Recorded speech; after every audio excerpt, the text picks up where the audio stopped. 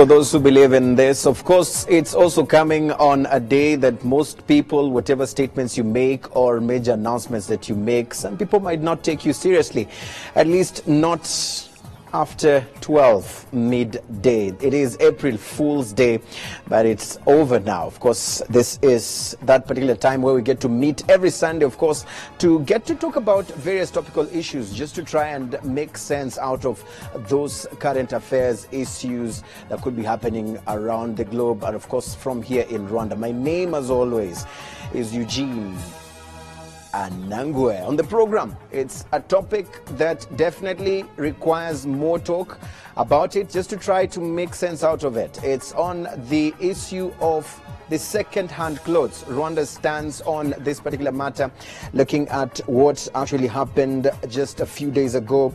And I'll just quote this. In response to a petition filed by the United States used clothing industry in March 2017, the U.S. administration initiated an out-of-cycle review of Rwanda, Tanzania, and Uganda's AGOA eligibility regarding their decisions to phase in a ban on imports of used clothing and footwear. Now, the review found that this import ban harms the United States used clothing industry and is inconsistent with the AGOA beneficiary criteria for countries to eliminate barriers to U.S. trade and investment. Now, based on the results of this review, the United States of America president determined that Rwanda is not making sufficient progress toward the elimination of barriers to U.S. trade and investment, and therefore is out of compliance with eligibility requirements of AGOA. Consequently, the president notified Congress and the government of Rwanda of his intent to suspend duty-free treatment of all AGOA-eligible apparel products from Rwanda in 60 days. This is what we'll be trying to make sense out of this particular announcement. What does it mean for Rwanda? What or how significant is AGOA for Rwanda? But let's try, first of all, make sense of how it all began. Of course, noting that this show is a very interactive one. All you need to do is keep tweeting us using the hashtag InFocusRW. We'll definitely be able to follow the hashtag and sample your tweets. But before we get onto the tweets, let's take a look at where it all began. Now, 2016, heads of state from Burundi, Uganda, Kenya, Rwanda, and Tanzania agreed to ban importation of second-hand clothes. This was during a heads of state summit. Of course, that decision in 2017, Kenya sort of signaled that it would not respect the 3-year deadline on the grounds that it lacks capacity to meet both domestic and export demand for textiles. And of course, after that, Kenya is reported to have lobbied regional countries to replace the word ban with phase out in its future communications. Of course, we know that Rwanda did take some drastic measures, with the Minister of Finance, coming out with a slap on some very important taxes on it. Now, this is what he said, and I quote: the used clothes tax will be increased from $0.2 to 2.5 per kilograms. These taxes will increase as a way of supporting locally made products and industries, while also minimizing the health risks that come with the used product. I don't know if there is any trade in second-hand clothes between European countries among themselves. This is what the Minister of Finance did say about this. But President Paul Kagame himself has also pronounced himself on this particular matter, and this is what he did say. We are put in a situation where we have to choose.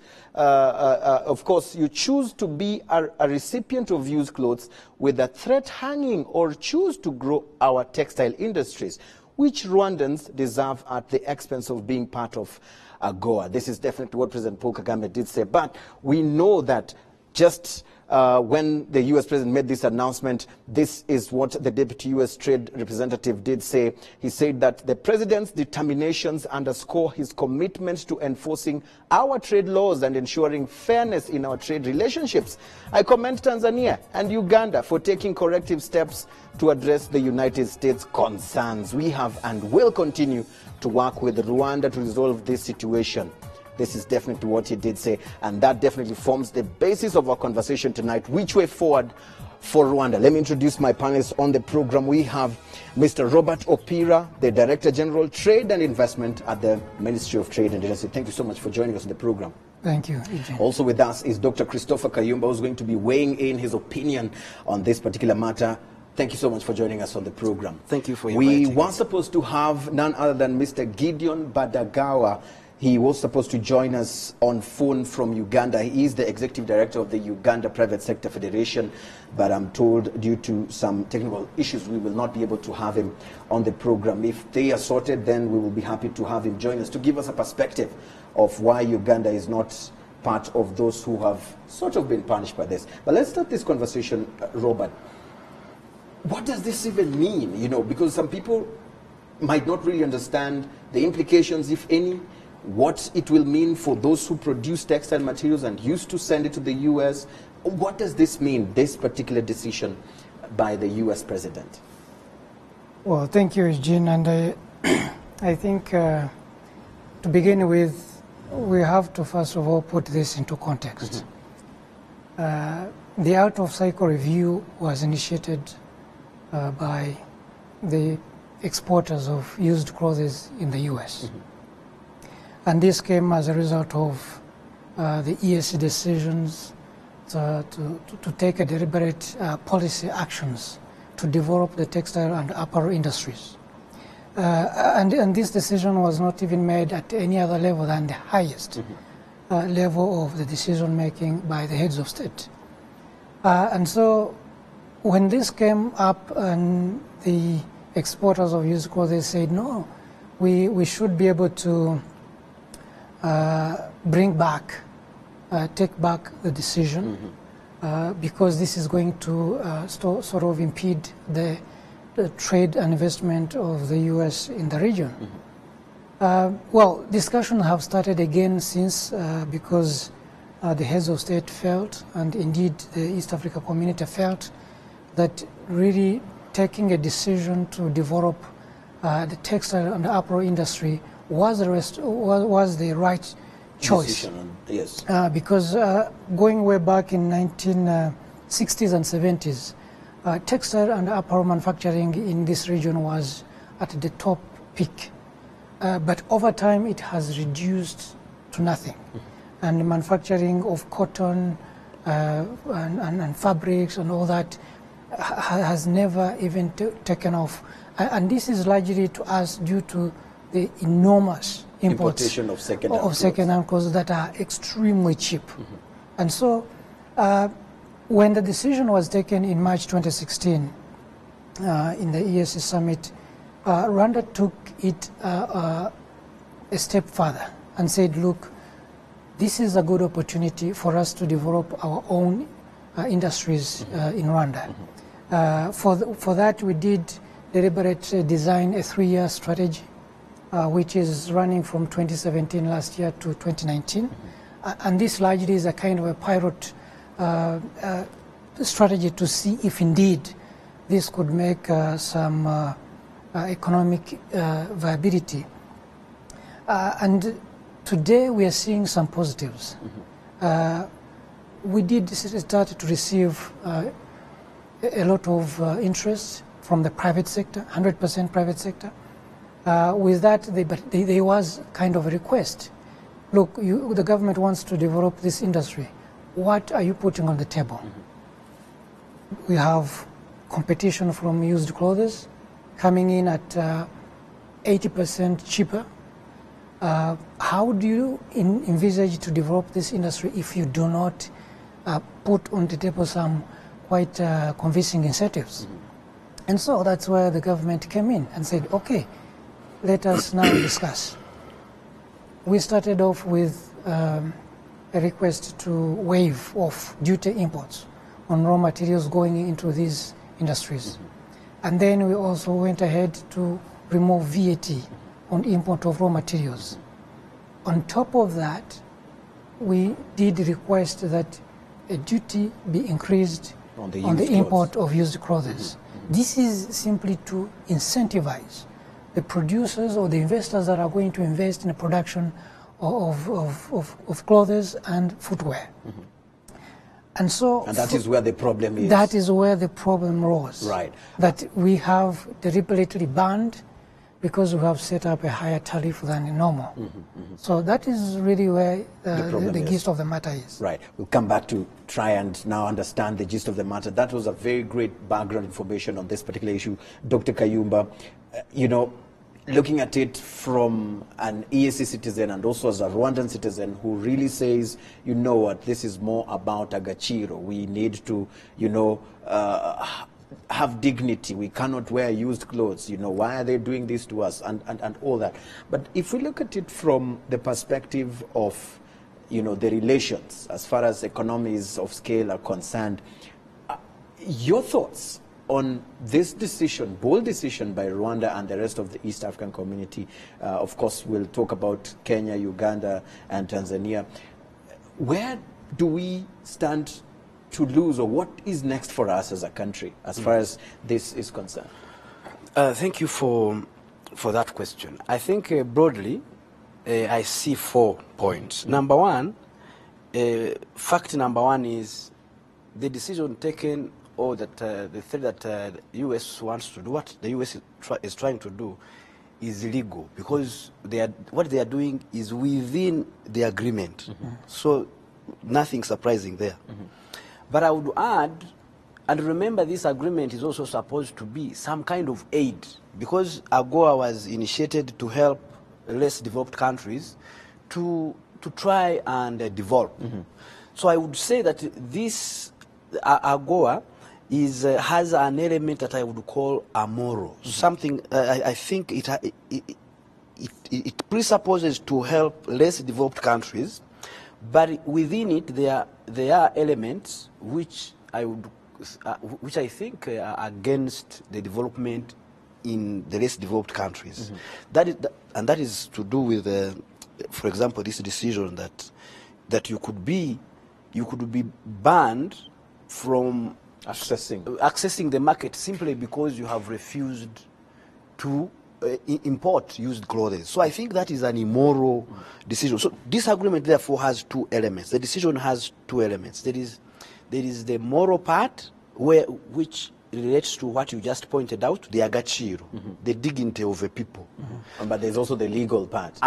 But there is also the development issue. And this is, so this issue has those 2 elements, the moral part, which relates to the dignity of the people, but it also has the developmental part, because as the representative from the Ministry of Commerce mentions, if you look at the textile industry in this region, it was more developed in the 60s and 70s than it is today. Yes. And if you look at the history of used clothes, we started importing used clothes around the 80s.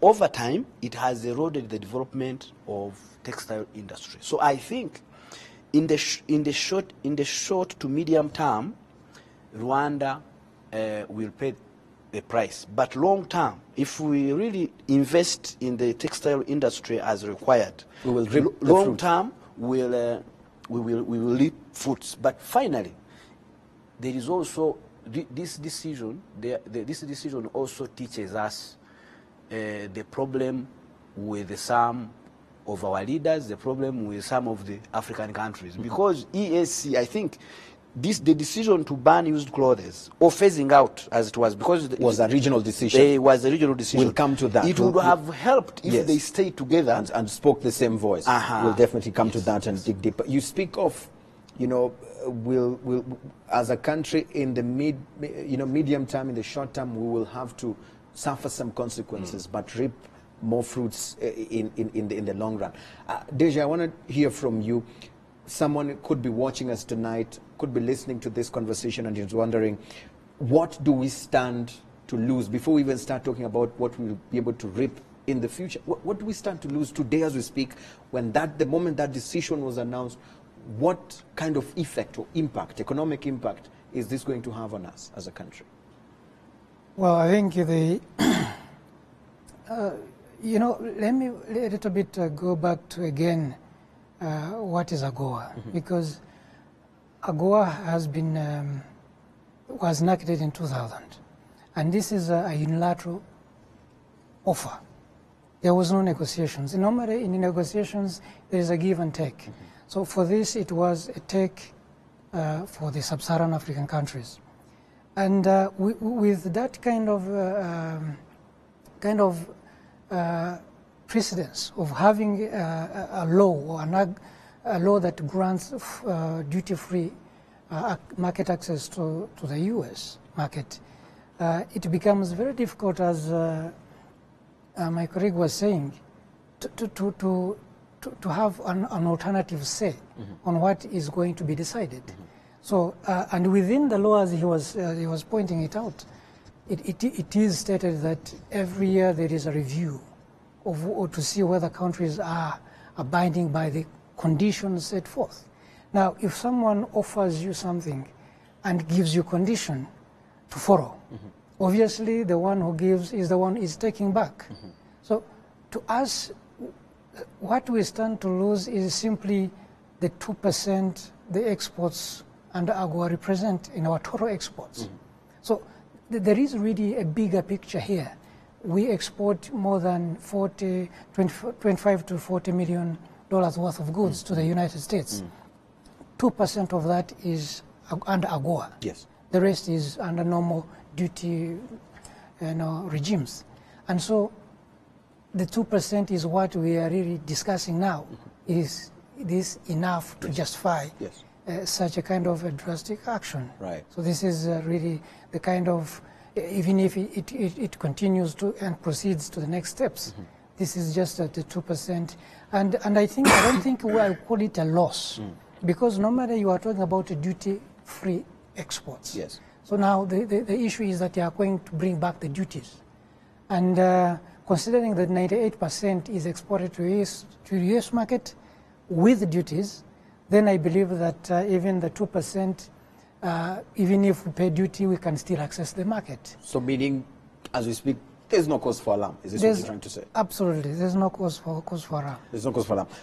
Dr. Kayumba, I see you shake your head, but I want to bring you in on this one, because in that statement, what was said is that the president is not suspending the benefits for Tanzania and Uganda, because each has taken steps toward eliminating prohibitive tariff rates on imports of used clothing and footwear, and committed not to face in a ban of these products.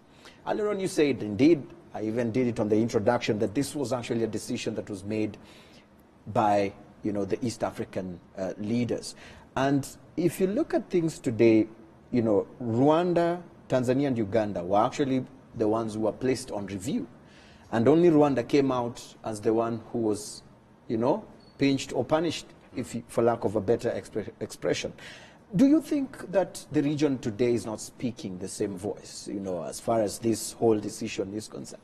Is this what you read as well? On some issues, the region does speak the same language. Specifically on this one? On this issue, I think at the beginning they were speaking the same language. Because as you mentioned, it is a decision of the EAC heads of state. But then, after their decision was tested by their partner, by the US, then the other countries backtracked. And that also teaches us that some of these countries probably do not think through deeply the effect of the things the decisions they take, because I believe that, as I mentioned before, I believe that in the long term, the region, EAC, would benefit greatly if it banned used clothes and instead invested in the textile industry. For example, in Uganda, in the 60s and 70s, their industries, the textile industry was one of the biggest in this region. And now it is almost non-existent. And one of the reasons is because of cheap used clothes from Europe and the US.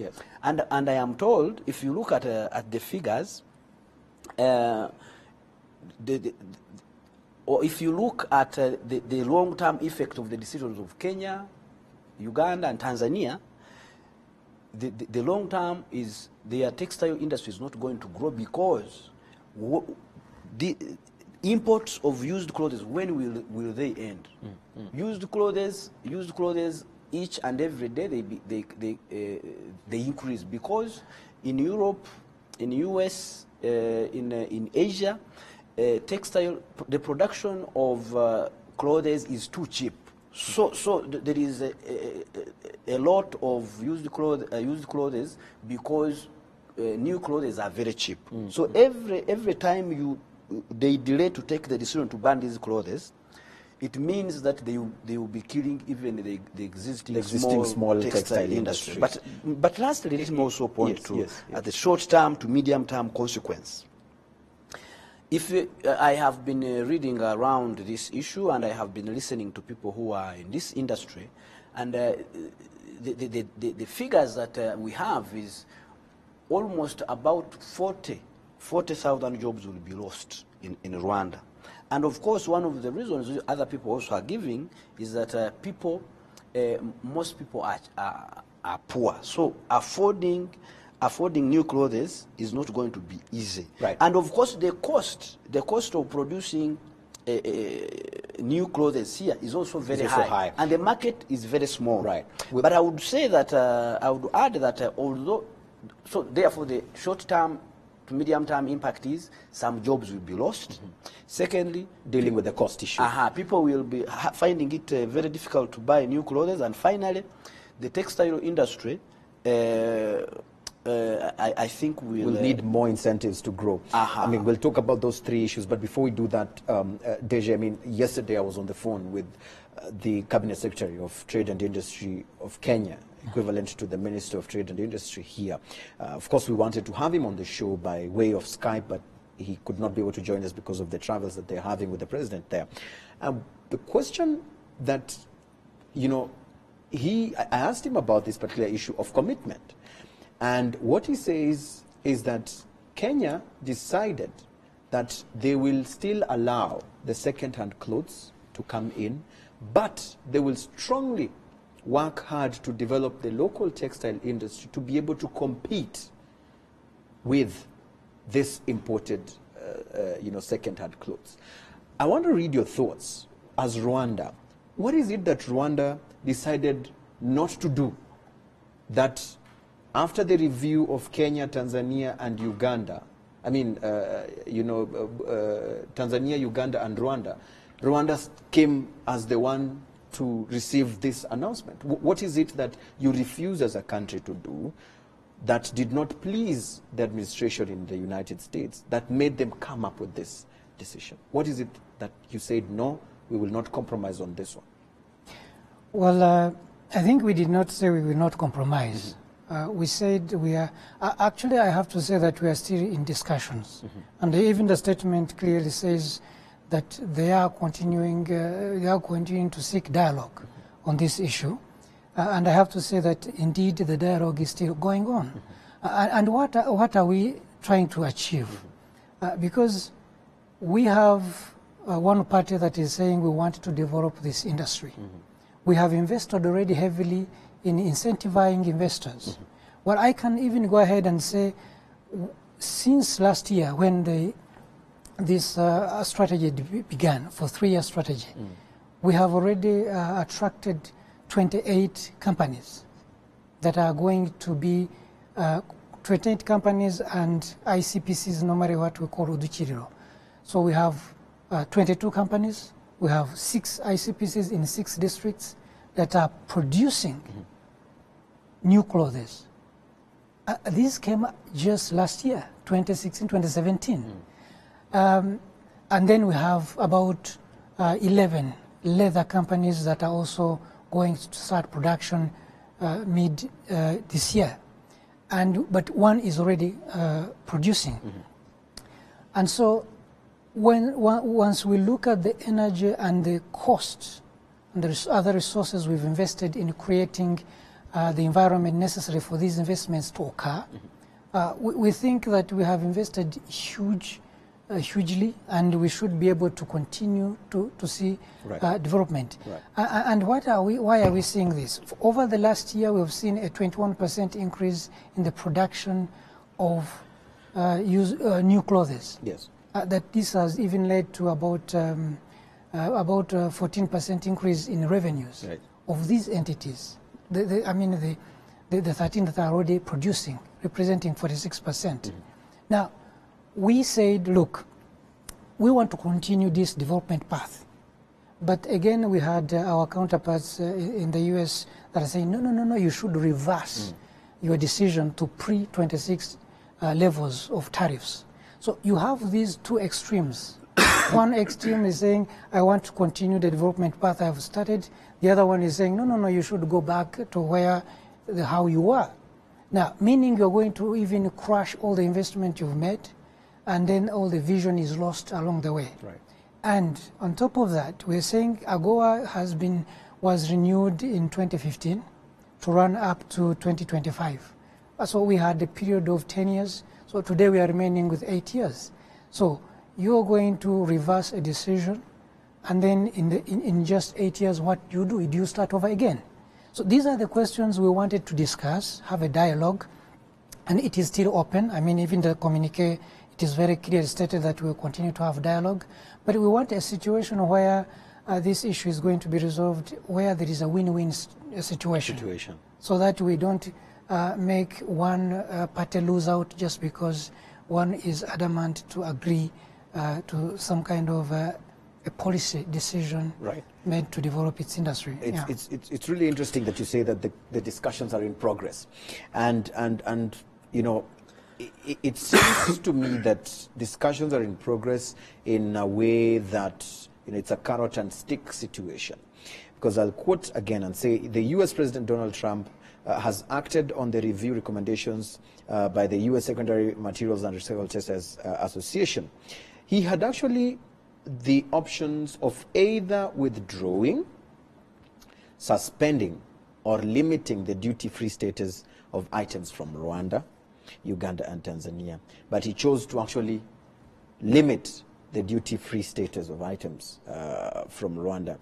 And the belief is that we will do this so that we give you time to reconsider some of the things that you're doing that are making it difficult for our clothes to come to your country.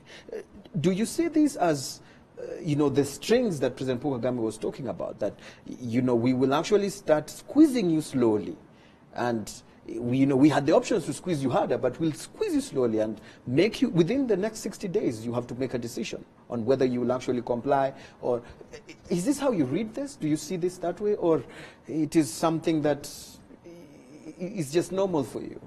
Well, this is the way I read it, because, and as I said, again, this is a unilateral offer. Someone is saying, okay, you are free to export so-and-so on our market, on these conditions. So it is those conditions that are used as, you know, the strings. And so today, given the decision that we took to develop this industry, one string is being pulled to say, no, please take it slow. You are really impeding our exports. But the issue is not really the decision to develop alone. The decision is that in 2015, when AGOA was being renewed, there was a decision taken that all AGOA benefiting countries should actually develop AGOA response strategies. And actually, even the US government took to support all countries that are in need of this kind of technical support to develop these AGOA response strategies. And with Rwanda, we did choose 3 sectors, one of which is textile and apparel, because we saw it as a huge opportunity to export to the US. We saw it as an opportunity because here we have the capacity to do so. And so when this AGOA strategy was finally complete, we submitted it. It was never rejected. But now, during the implementation stage, that's where we are seeing now, voices saying, no, please, you are being too destructive of our trade and investment in Rwanda. But the decision really, I think, even up to now as we speak, leaves room to continue the dialogue, as I was saying. We have 60 days to at least come to an amicable conclusion on the way forward on this issue. Right. And I think there is a possibility that we could achieve something in this regard. In the next 60 days. Yeah. Dr. Kayumba, in the next 60 days, what sort of response should you be expecting Rwanda to be giving under that backdrop of, you know, we've just picked this decision, not the drastic ones. We had the options to actually pick these ones, but we decided to take this one to give you room to actually reconsider some of these things that we're talking about as far as compliance in their words is concerned. I mean, what should you be expecting Rwanda to be saying after these 60 days? I think he's probably in the best position to answer that, because I'm not even clear, because has the ministry taken the decision, the final decision, that we will not compromise on the importation of second-hand clothes? Or because you're saying that the discussions are still ongoing, what is being discussed is to reverse that decision, or the decision hasn't been taken? Because this has to be cleared. But as far as I understand, and as far as, and if it were left for me, I would not reverse the decision to import second-hand clothes for reasons I mentioned. But first of all, I even found it extremely distressing that Rwanda, US can decide to take a decision to ban Rwanda from duty-free access to its market, simply because Rwanda does not want its people to use second-hand clothes. It is very inhuman. I think it is if it were for other products, I would understand. But the decision that another country can decide to discontinue access to its market on the basis of your refusal to use the clothes their citizens used is an attack on the dignity of Rwandese. But also, I was also thinking, so I would be surprised. I would be surprised if Rwanda was cowed, if Rwanda was intimidated to reverse that decision. Secondly, I also think that it is also a good developmental decision. It is good in the long term for the development of the country to invest in the textile industry, and if that is reversed, as I mentioned before, it will kill second-hand clothes will only increase in volume coming here, and therefore it will kill even the existing small textile industry. Finally, I was also wondering the effect of Rwanda's decision to completely discontinue the importation of second-hand clothes in view of the fact that its neighbors have reversed that decision. What impact will that have? Because I was thinking, for example, is there a possibility that Rwanda could say we are not accepting importation of second-hand clothes from Europe, from the US, but then you have them in neighboring Uganda. Can somebody go and bring them from Uganda and bring them here? Because we are supposed to have an open EAC market. Yes. Yes. So will we refuse Ugandans to come and trade in these clothes here? Will we refuse Kenyans? Will we refuse Tanzanians? I'm wondering. Very important. I mean, let's just speak from the first questions that he asked as far as whether Rwanda within the next 60 days, indeed you say you're still negotiating, but you're negotiating along which lines? You're still talking along which lines of saying we'll stick our grounds and explain to them in this sense, or, you know, we can actually, you know, shed a few of the stance that we have. In which directions are you negotiating this? Well, I think, sorry, I have to make it probably made a little bit clear.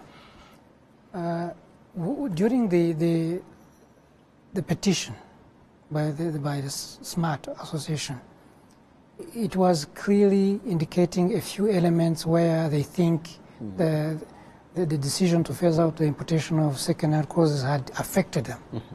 So, on the table, we are saying we have also we have taken a development agenda in developing textile and industry and footwear industries, and this is the journey we have taken. These are the advantages we have seen. For instance, we are looking at between 2017 to 2025, there is a potential to generate 35,000 jobs. And within our national strategy for transformation, the new development blueprint, we are saying we are going to develop 1.5 million decent jobs, most of which is off-farm. So how do we achieve it if we are not going to be developing industries such as textile? We're looking at generating around, our estimates point to the fact that we can generate about 50 to 150 million in 2025, $1 million. So this is a positive expectation. So this is what you're going with on the table? Exactly. How do we ensure that we continue this positive development agenda with the request to reverse this tariff measure? So this is, if there is a solution they can bring on the table to solve the kind of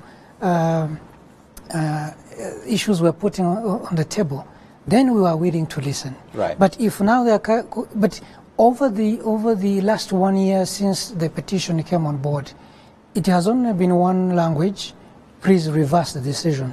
Please reverse the decision. So we are saying, can you please bring on the table something different, something that is going to address our concerns? Right. So meaning if they do not bring alternative solutions to this that you say, are we ready to give up AGOA as Rwanda and say we as principled, we will not reverse, we're not going to remove those taxes that we put in there to protect our local textile industry? Are you ready to give up AGOA? Well, at the moment there is no definitive answer because, again, policy making is always dynamic. Tomorrow they can come with a positive solution to such a kind of concerns that we have as well. But should really be a deadlock, and I believe this is my own opinion, that given the inherent interest that we see in developing this industry, given the jobs, that means employment, the economic growth agenda that we have in National Strategy for Transformation, I think this is something that we can still stand on and say, look, we are proceeding ahead. But coming back, which is related to the question Dr. Kayumba had asked, yes, how does it come into play with other ESC countries? I think under the ESC framework, we have this common external tariff. Normally goods that are all not produced within the ESC have to attract a duty.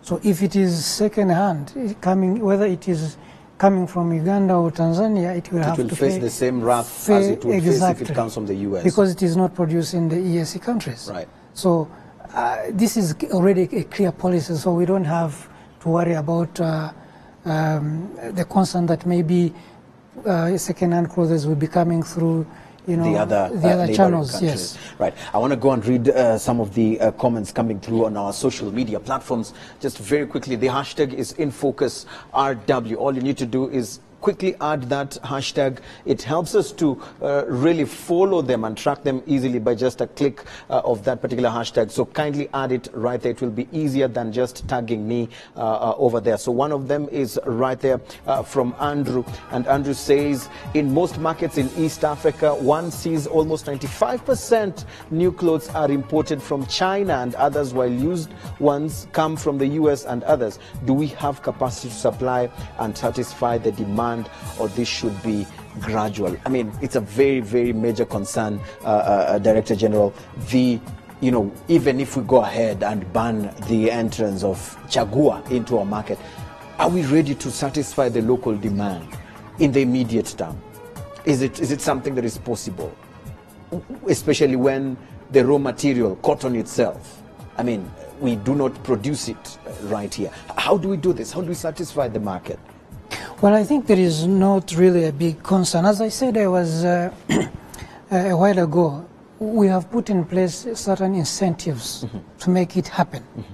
And it has to be clear, because we are not really phasing out even new clothes. The tariff simply applies to used clothes. So new clothes are coming in, which is a good, positive development. But this is an open economy. We are working in an open economy. We are not looking at even stopping the importation of new clothes.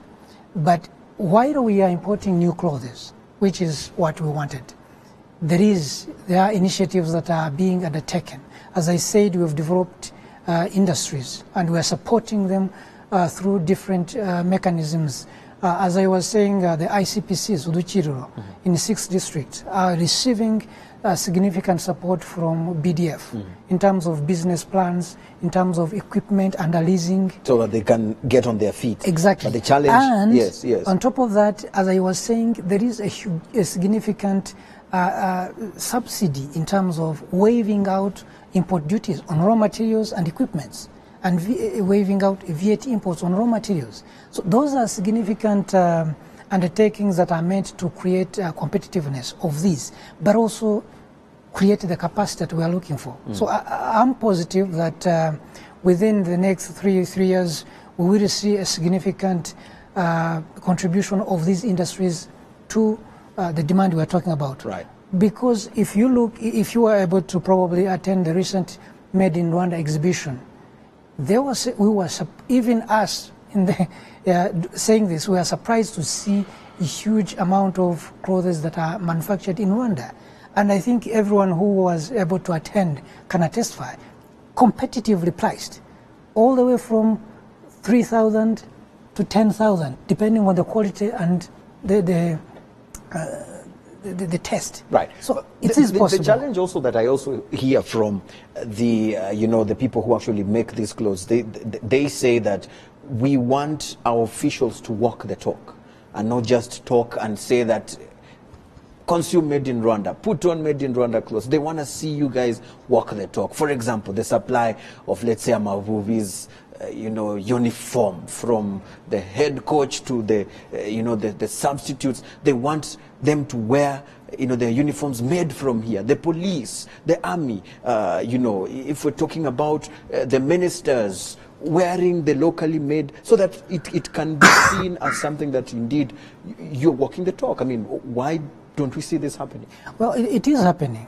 It is indeed happening. But again, some things are we have to keep, the pressure. We have to keep on sensitizing the people. So there is already a campaign that has been going on for the last year and a half. So it is happening. Actually, I came myself, I think I'm 99% made in Rwanda. From the shoes to this suit, this is made in Rwanda. For real? Exactly. So, and I wanted even to remove this perception that made in Rwanda is probably ibitenje and imishanana. No, even suits like this one are made here locally by our own producers. So it is happening, but obviously we have to expand the scope of its application. Obviously we are talking to different institutions, as you were saying, the police, the army, the prisons, the schools. So it is happening, and as this industry is developing, obviously we have to tailor it with the needs.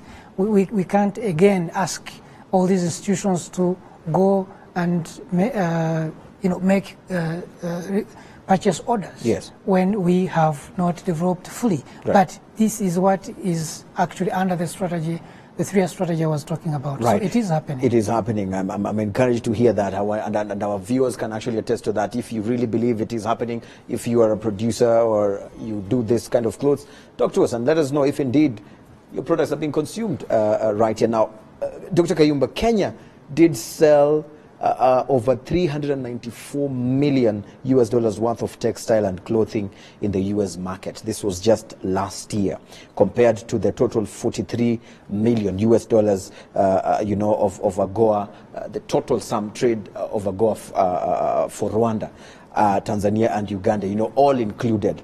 And so the question here is business sense versus, Gachiro. This is what some of these other East African countries are looking at. They're saying, you know what, we want that money. We want to access that market and sell even more. So Rwanda seems to be on, the crossroad, sort of whether to go Agachiro or, you know what, let's make this money and use that money to build our infrastructure and others. How do you look at it yourself? I don't think that the idea of dignity, Agachiro, can be divorced from the business, from the profit motive, business-driven calculation. Because although Kenya is selling more to the US and therefore benefiting at the moment from AGOA, and therefore decided to take what some would think is a good business decision, my point is, I deeply believe Kenya would benefit more in the long term, business-wise, profit-wise, if it invested in its textile industry and discontinued the importation of second-hand clothes. That is where the long-term benefit for Kenya, for all the EAC countries, is located. And of course, that is also cannot be divorced from the idea that it is better to not to wear underpants worn by other people. So I don't think there is any contradiction in these two. But also, we should also understand that AGOA is only about 18 years old. It was started around 2000. And then, as I mentioned, although the second-hand industry is an old industry in the West, starting around, very old, around the 16th century, all these things, it is a new phenomenon of the African continent. It is an early 1980 phenomenon. So what was happening in these countries? You know, so before AGOA, the EAC countries, including Rwanda, they were trading with the West. So AGOA, even if it were to be taken away, the benefits of AGOA, even if it were to be taken away, I don't think that in the long term, any of the EAC countries would lose. Secondly, we have to understand that historical relationship between the textile industry in this region, the footwear industry in this region, and the current the effect of second-hand clothes that began in the 80s. Unless we understand that, I don't think that long-term the textile industry, the footwear industry will develop. We will continue getting peanuts from selling through AGOA without developing our own industries. Deji, I mean, what would be wrong with Rwanda taking the approach that our brothers in Kenya seem to be taking, of saying, you know what, let's give the people the choice. We will still allow the Chagua to come. If you want to buy it, go buy it if you feel it is, pocket friendly for you. But we will work so hard to develop our industries, give them all the incentives they need, give them the market for our, available, people who need those kind of products. But let them compete in tandem with each other. Whoever wants to buy this one, buy it. But of course, we'll give full backup and support to our local industries. What would be wrong with Rwanda taking that direction?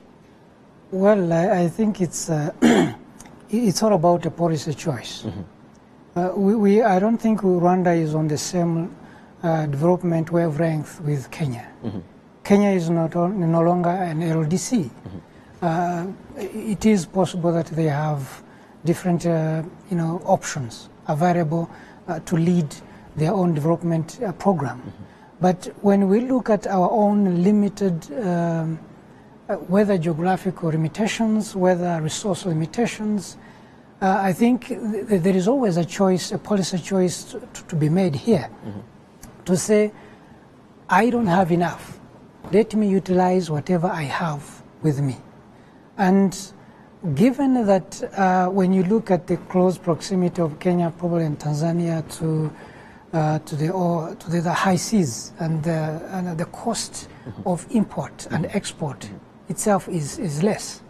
If Rwanda is going to say, okay, let us do what others did, probably what even we have achieved, we would not have achieved it. And so I think that we looked at different scenarios. We looked at where we are located geographically. We looked at other possibilities and came up with a decision that probably this is the only best alternative we have. Now, if there was anything else on the table to say, no, but you can also do this and achieve the same objectives, we would gladly look at it. Right. But now I think we have tried to at least discuss this under the EAC. Obviously, given the individual countries' development programs, sometimes you cannot say, okay, you do what I have done. And I think given now the clear path that we have taken to develop our industry, we feel that at least this is the best option that we have. And it is working. Right. And so if actually Kenya is seeing that also the decision they've taken is working and has not, as Dr. Kim was saying, is not going to retard, continue to hold back this industry in Kenya or even Tanzania and Uganda, so be it. But I think... Yeah. But let me add 2 points. As you're parting short, very quickly. Yes, I think one of the effects of the decision, for example, Kenya has taken is that the use of second-hand clothes also has another effect on our minds. You know, as you know, in Rwanda and in Africa, we have a mentality of thinking that things made outside our countries, things made outside of the continent are the best. So the development of the footwear textile industry should go hand in hand with that education, with that nurturing of our people to understand that even things made here are good, can and should be good. But also, I strongly believe that because second-hand clothes are extremely cheap, it is almost impossible, unless you tax them heavily, it is almost impossible for them to compete with locally made clothes. So even for Kenya, I don't think that those two things can be developed in tandem, because the importation of second-hand clothes, if it is not stopped, it will only increase, because the production of clothes in the West, in Asia, per unit is extremely very low. So people buy new clothes in large numbers, so they dispose them very easily because it is very cheap. So the importation therefore will only increase, and they cannot compete with local. So that strategy may not work. Deja, I mean, as we go, probably your parting word, where do we go from here? I mean, we saw this coming, I'm sure, this decision by the US. I'm definitely sure whenever you guys were doing your reviews, boardroom meetings, deciding this levies on the second-hand import of textile, you saw this decision coming. I want to understand how prepared we are to actually, of course, you've mentioned several options and the things that we're going to do, but in the next 60 days, very briefly, what sort of strategies, what sort of conversations, what sort of decisions will we be looking forward to be making ahead of these 60 days that Rwanda has now? Well, it's twofold. One is to say, developing an industry is like teaching a child to stand up and walk. There are steps to be taken. We've started, and we will continue to ensure that actually where we are, we continue to build on what we have achieved, and hopefully for the better. And so even those who are in the industry should not be worried and concerned that actually things could be heading to the worst. No, the government is there, and we're working closely with the private sector to ensure that actually what we've started does not go backwards. But on the other hand, as I was saying, and I'll repeat it again, we are leaving options open to say if this development path can be continued without hindering the interests of the United States. We are open to discuss about it. Right. So what is to be achieved? Well, I can only say that let's wait and see. Let's wait and see. Perfect. Right, thank you very much. Of course, your tweets have also been coming through. Raisa, just very quickly before I go, says that I'm very confident we will make it, considering the speed at which they made in Rwanda production is growing. However, the prices are still really high, the variety as well, but still, step by step, we'll complete the staircase. Of course, I have Gustave Emilien right here, who was very quickly talking to us. Let me just quickly go through that. I don't know why it usually does this when we are almost leaving the show, and Alice is definitely talking through my ears, trying to let me know that indeed Anangwe time is up for you. There you go.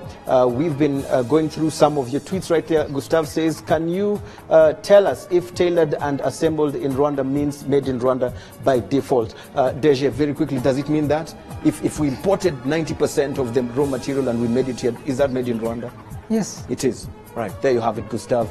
Thank you so much for watching In Focus. We'll see you again, same time, same place, every Sunday, 9 p.m. if you watched it for the first time tonight. And we'll continue having this conversation. Only add the hashtag InFocusRW, and let's keep talking. We'll see you again. My name, as always, is Eugene Anangwe. Goodbye for now.